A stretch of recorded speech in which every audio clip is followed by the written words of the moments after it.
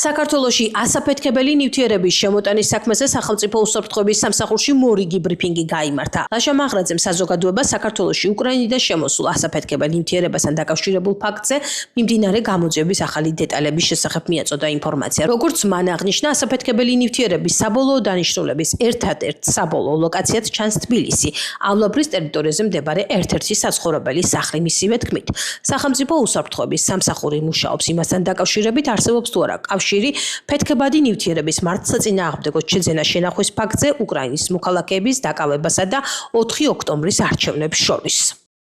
დაკავებულია უკრაინის 2 მოქალაქე, რომლებსაც აღმოაჩინათ 2.4 კილოგრამი ასაფეთქებელი ნივთიერება ჰექსოგენი. აღნიშნული ნივთიერება საქართველოში რუმინეთის, ბულგარეთის და თურქეთის გავლით შემოვიდა.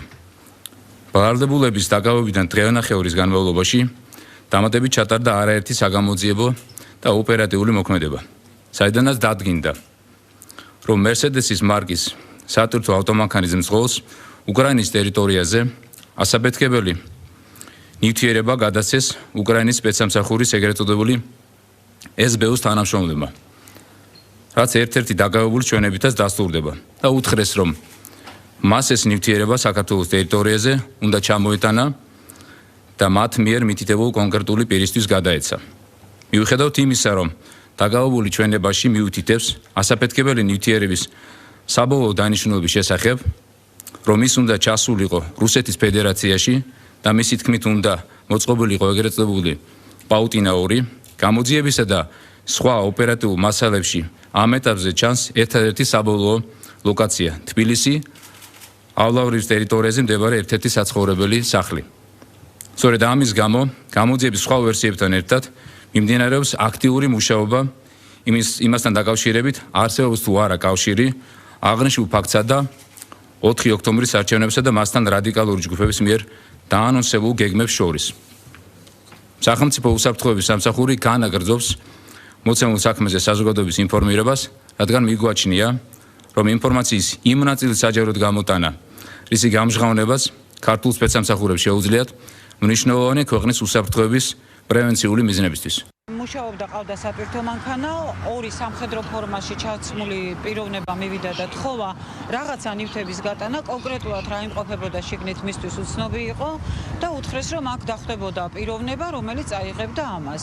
და სწორედ ამ ბათუმში აღნიშნული ყუთის გადაცემის დროს იქნენ ორივენი დაკავებული. ესეთი რო იყო, რომ შესაძლებელი იყო რამე უსიამოვნებო, მაგრამ კონკრეტულად რა იყო არ ვიცოდიო, მაგრამ იმაში აღიარებს, რომ ასე რომ არ ვიცოდი, არ უნდა წავმოყო. არა, არ ვიცნობდი, უბრალოდ იყვნენ უკრაინის შეიარაღებულ ძალებში მუშაობდნენ და პირადობის წარმოდგენის შემდეგ გამომატანეს. ბათუმში უნდა დახვედროდა პიროვნება, რომელიც აიღებდა ამ ყუთებს. მეტი მან არაფერი არ არჩებოდა საქართველოში თუ გადაიტანა. არა, ეს ხშირად მოგზაურობს, ტრანზიტული მძღოლია, ხშირად უწევს ჩამოსვლა, რაღაც გარკვეული საგნები ჩამოაქვს და უკან ბრუნდება. თანხის ანაცვლოდ გააკეთა. არა, არანაირ თანხაზე არ ყოფილა საუბარი. მეორე პირზე რამდენადაც ჩემი კოლეგისგან ვიცი, დუმილის უფლებას იყენებს და შესაბამისად ამ ეტაპზე ჯერჯერობით უცნობია. ავტომანქანის მძღოლმა საქართველოს საბაჟო საზღვარზე შენიღბულ სამალავებში მოთავსების გზით შემოიტანა ჰექსოგენის შემცველი ფეთქებადი ნივთიერება, რომელიც წარმოადგენს ძლიერმოქმედ ნივთიერებას და ვარგისია გამოსაყენებლად. ხსენებული ფეთქებადი ნივთიერება ავტომანქანის მძღოლმა საქართველოში ყოფ ასევე უკრაინის მოქალაქეს გადასცა, რა დროსაც ორივე პირი დააკავეს. დაკავებულებს ბრალდება ფეთქებადი ნივთიერების მართლსაწინააღმდეგო შეძენის, შენახვის, ტარების, გასაღების და საქართველოს საბაჟო საზღვარზე წესით დარღვევით შემოტანის ფაქტზე წარედგინათ და სასჯელის სახე და ზომად 9 წლამდე თავისუფლების აღკვეთას ითვალისწინებს. ერთ პირს ასევე ბრალდება განსაკუთრებით დიდი ოდენობით ნარკოტიკული საშუალების უკანონო შეძენის და შენახვის ფაქტზე წარედგინა და სასჯელის სახე და ზომად 20 წლამდე ან უვადო თავისუფლების აღკვეთას ითვალისწინებს. პროკურატურა ბრალდებულებისთვის აღკვეთის ღონისძიების სახით პატიმრობის შეფარდების შუამდგომლობით სასამართლოს კანონით დადგენილ ვადაში მიმართავს.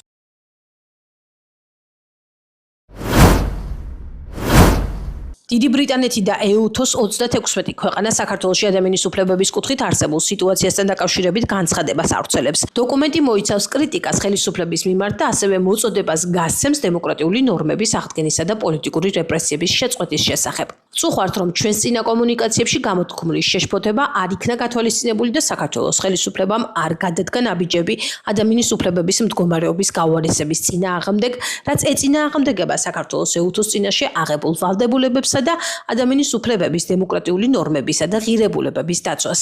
აღნიშნულია განცხადებაში. დასავლური ქვეყნების წარმომადგენლები აღნიშნავენ, რომ ოქტომბრის მუნიციპალური არჩევნები საქართველოში ჩატარდება მწვავე პოლიტიკური პოლარიზაციისა და ხელისუფლების კრიტიკოსების მიმართ მზარდი რეპრესიების კონტექსტში. კრიტიკის საგანია ისიც, რომ საქართველოს მთავრობამ დროულად არ გაუგზავნა მოწვევა ეუთოს დემოკრატიული ინსტიტუტებისა და ადამიანის უფლებების ოფის არჩევნების დასაკვირვებლად. ეუთოს ქვეყნები გმობენ ჟურნალისტ მზია ამაღლობელის წინააღმდეგ გამოტანილ განაჩენს, გაკრიტიკებულია აქციის მონაწილეების წინააღმდეგ გამოტანილი განაჩენები, საერთაშორისო საზოგადოება მოუწოდებს საქართველოს ხელისუფლებას ღია იყოს ინკლუზიური დიალოგისთვის ყველა დაინტერესებულ მხარესთან.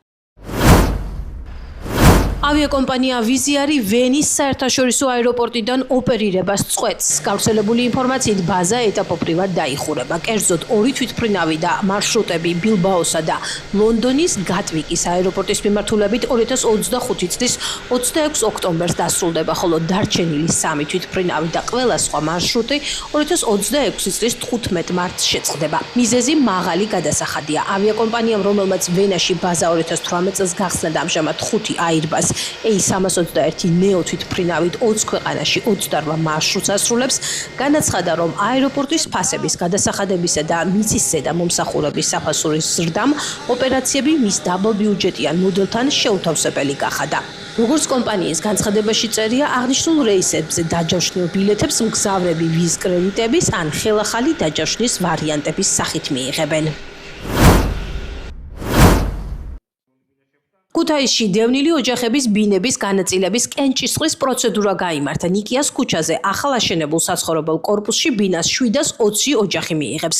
შერვაშიძის ქუჩაზე ასევე ახალ აშენებულ კორპუსში კი 122 იძულებით გადაადგილებული ოჯახი განსახლდება. კენჭისყრის პროცედურის შედეგად გამოვლინდა კონკრეტულად რომელ ბინას მიიღებენ დევნილი ოჯახები. ოთახების რაოდენობა ოჯახის სულადობის მიხედვით განისაზღვრა. ღონისძიებას ოკუპირებული ტერიტორიებიდან დევნილთა შრომის ჯანმრთელობისა და სოციალური დაცვის მინისტრის მოადგილე გიორგი ცაგარეიშვილი და დევნილთა სააგენტოს დირექტორი დავით კაიკაციშვილი ესწრებოდნენ.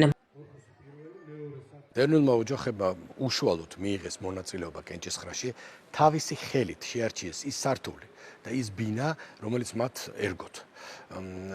ეს პროცესი სრულიად გამჭვირვალედ განხორციელდა უამრავი ადამიანის თვალწინ და უშუალოდ დევნილები იყვნენ ჩართულები ბინების განაწილების პროცესში. ქუთაისში ძალიან მალე, რამდენიმე დღეში ჩვენ გვეყოლება 852 დევნილი ოჯახი, რომელიც მიიღებს ახალი სახლის გასახებს. როგორც მოგეხსენებათ, 852 ოჯახი მიიღებს ახალ აშენებულ კორპუსში ბინას ქუთაისში და ეს ოჯახები მომავალი კვირიდან შეძლებენ ამ კორპუსების შესვლას. დევნილთა განსახლების პროცესი გაგრძელდება მომავალ წლებში, სანამ ყველა დევნილის მიმართ სახელმწიფო საკუთარ ვალდებულებას არ შეასრულებს. დღეს დასრულდა რამოდენიმე წლის ლოდინი. მადლობა დევნილთა სააგენტოს. დღეს იყო კენჭისყრა, მოვიღეთ ის ადგილი და ის ბინა სართული, რომელიც ძალიან გვინდოდა და გაგვიხარდა, ამოიღო ჩემმა ბიჭმა და ველოდებით მალე რამოდენიმე დღეში გასაღების გადაცემას და შესვლას ჩვენ ახალ ბინაში და რა ვიცი, ბედნიერ ცხოვრებას, რაც ძალიან გვაბედნიერებს ყველას.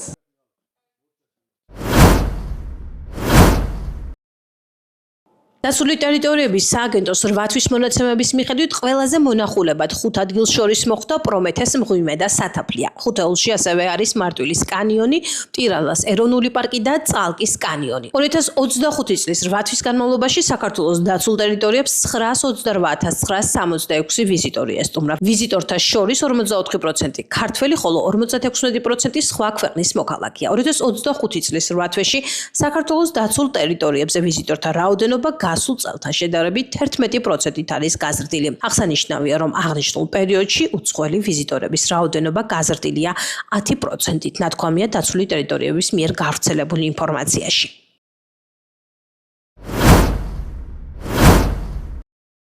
საქართველოში მსხვილი ნარკორეალიზატორები დააკავეს, როგორც შინაგან საქმეთა სამინისტროს ბრიფინგზე გახდა ცნობილი, ბოლო 24 საათის განმავლობაში ქვეყნის მასშტაბით საპოლიციო ღონისძიება ჩატარდა, რომლის ფარგლებშიც ნარკოდანაშაულის ბრალდებით დაკავებულია 42 პირი. მათი დიდი ნაწილი მსხვილი ნარკორეალიზატორია, ნაწილს კი განსაკუთრებით დიდი ოდენობით ნარკოტიკების უკანონო შენახვა ედება ბრალად. მიხედვით ყველაზე მონახულე საქართველოს ასევე შორის მოხდის პრომეთეს მოსამართის განჩინების საფუძველზე ჩატარებული ფარული საგამოძიებო მოქმედებების ეროვნული პარკი და ვიდეო ჩაწერის შედეგად მოპოვებული კითხვებების განმავლობაში საქართველოს უმრავლესობა ტერიტორიებს ნარკორეალიზაციის სქემაში ჩართული ვიზიტორია. ვიზიტორთა შორის 47%, ქართველი ხოლო 56% სლოათელებს მოთავსებდნენ ნარკოტიკულ საშუალებებს რვათვეში შესახებაც ინფორმაციას ნარკოტიკებზე ვიზიტორთა რაოდენობა პირებს უგზავნებდნენ. ასევე 11% არის ნარკოტიკებს აღსანიშნავია, რომ აღნიშნულ პერიოდში სამართალდამცველებმა ამოიღეს განსაკუთრებით დიდი ოდენობით სხვადასხვა სახის ნარკოტიკული საშუალება ტერიტორიების მიერ დანაშაულები 20 წლამდე ან უვადო თავისუფლების აღკვეთას ითვალისწინებს. საქართველოს შინაგან საქმეთა სამინისტრომ გასული 24 საათის განმავლობაში ქვეყნის მასშტაბით საპოლიციო ღონისძიება ჩაატარა, რომლის ფარგლებშიც ნარკოდანაშაულის ბრალდებით დაკავებულია 42 პირი.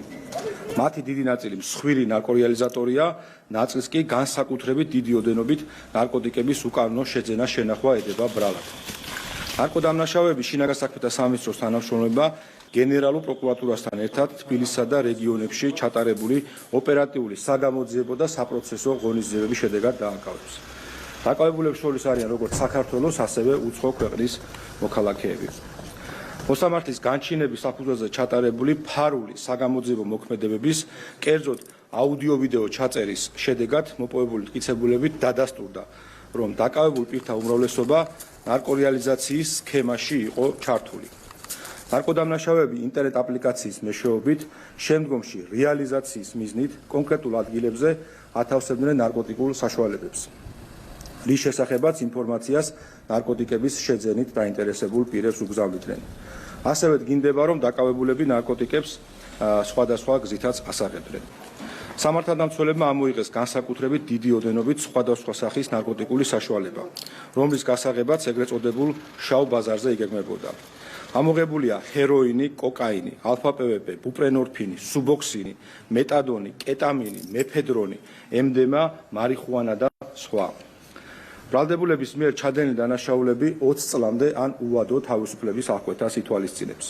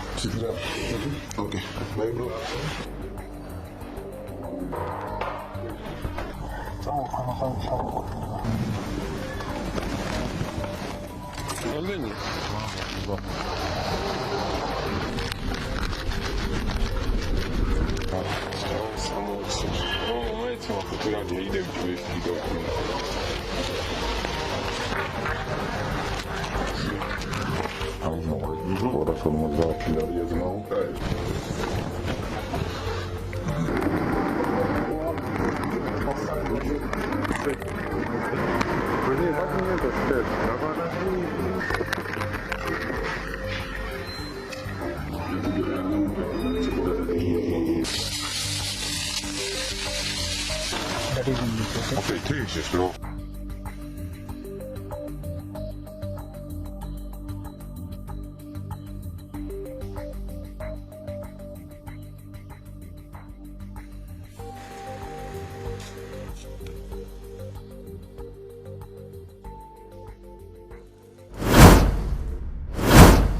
საქართველოში კანონიერი საფუძვლის გარეშე მყოფი უცხო ქვეყნის 12 მოქალაქე დააკავეს, მათ შორის არიან იორდანიის, ინდოეთის, ნეპალისა და ბანგლადეშის მოქალაქეები. დადგინდა, რომ ისინი ქვეყანაში იმყოფებოდნენ უცხოელთა და მოქალაქეობის არ მქონე პირთა სამართლებრივი მდგომარეობის შესახებ საქართველოს კანონით დადგენილ მოთხოვნათა დარღვევით. ამჟამად აღნიშნული პირები მოთავსებული არიან მიგრაციის დეპარტამენტის დროებითი განთავსების ცენტრში. მიმდინარეობს შესაბამისი პროცედურები მათი ქვეყნიდან გაძევების მიზნით.